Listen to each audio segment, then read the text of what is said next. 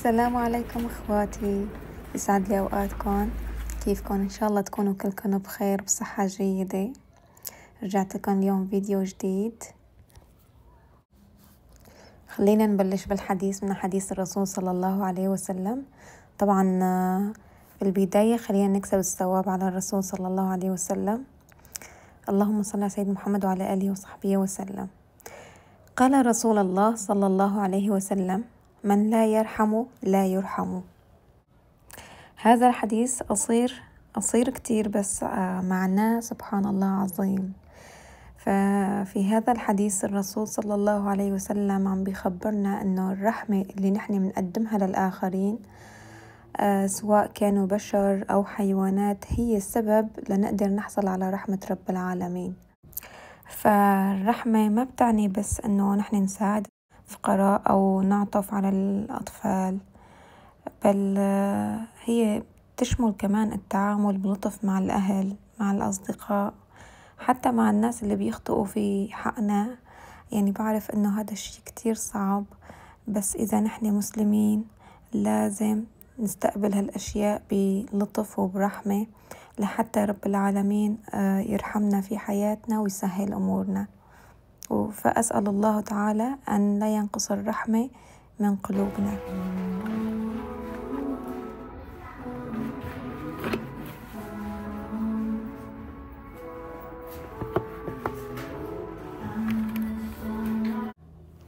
فأخواتي اليوم كان عنا شغل شويت بالبنك. بعد ما حلينا أمورنا في البنك، خبرني زوجي إنه في مكان بيعوا فيه مرتجعات أمازون،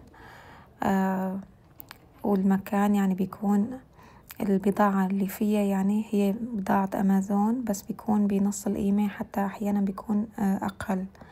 فحبيت كمان هيك روح نشوف المكان ونشوف إذا في أغراض بتلزمنا.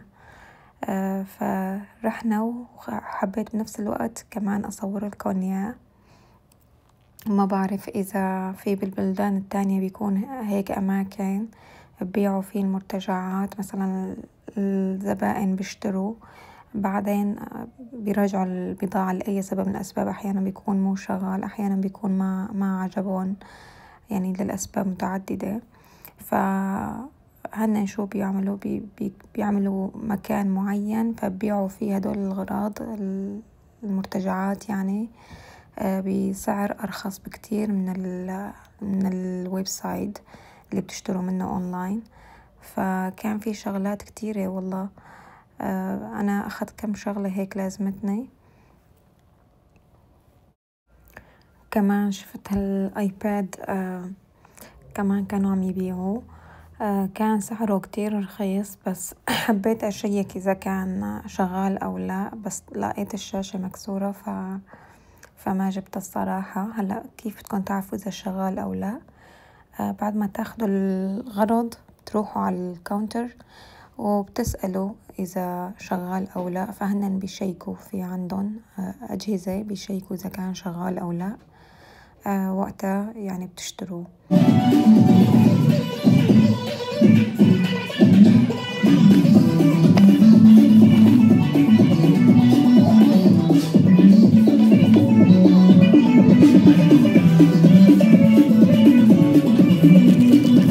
كمان لقيت هاي الشغلة الصراحة استغربت كتير، أنا ما شفت قبل هالمرة منه.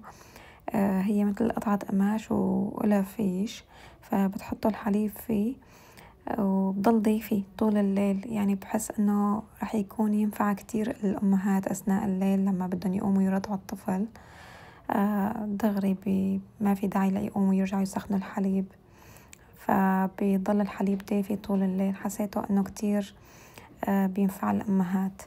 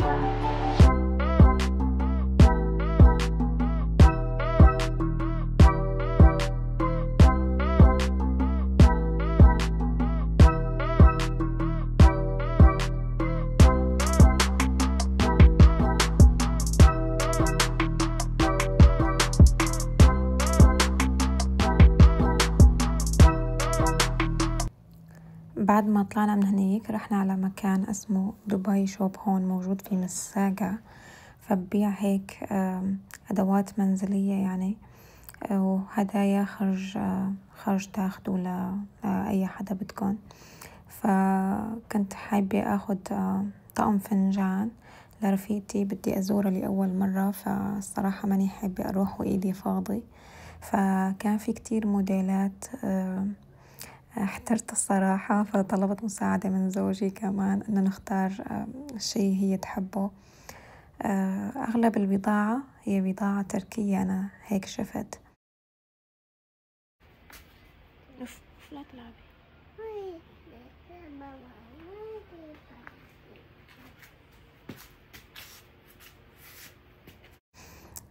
فكان في كتير موديلات حلوة الصراحة.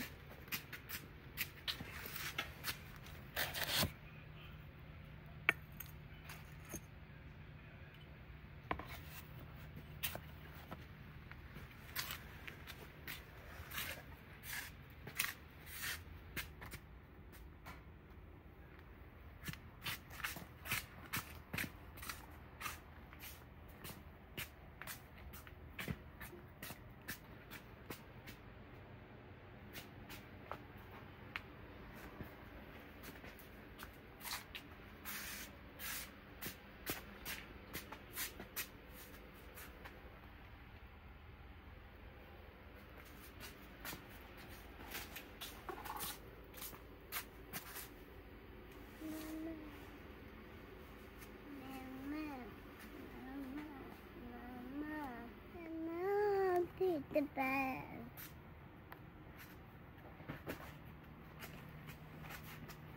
Mama, my dad. Mama, dad. This is cute idea. I like this one.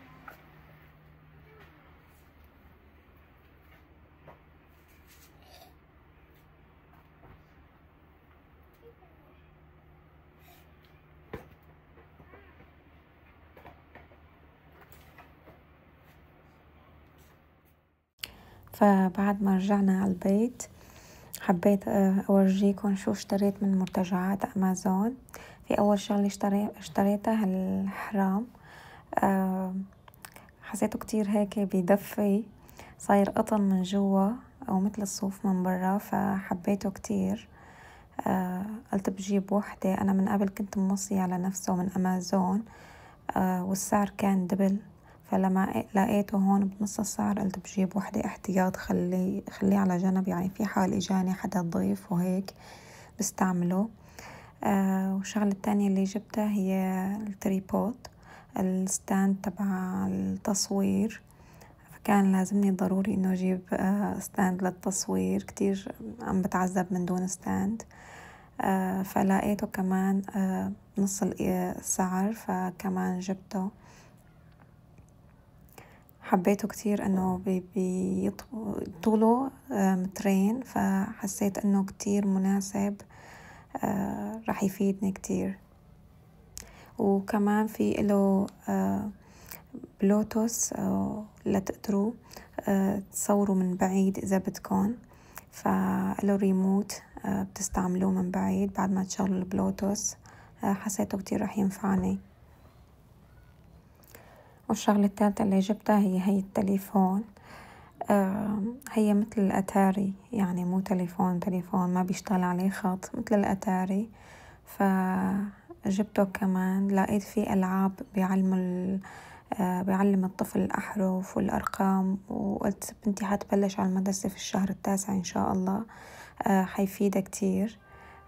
فكمان جبته. والشغلة الأخيرة اللي جبتها من من دبي شوب، اللي هي هاد طقم الفناجين. مثل ما قلت لكم كنت كتير محتارة شو بدي أجيب، وأنا الصراحة ما بعرف، يعني ما رحت قبل هالمرة على بيتها إذا كان فضي بيلبق أكتر أو ذهبي، فقلت هيك بدي أشتري على الحظ فضي.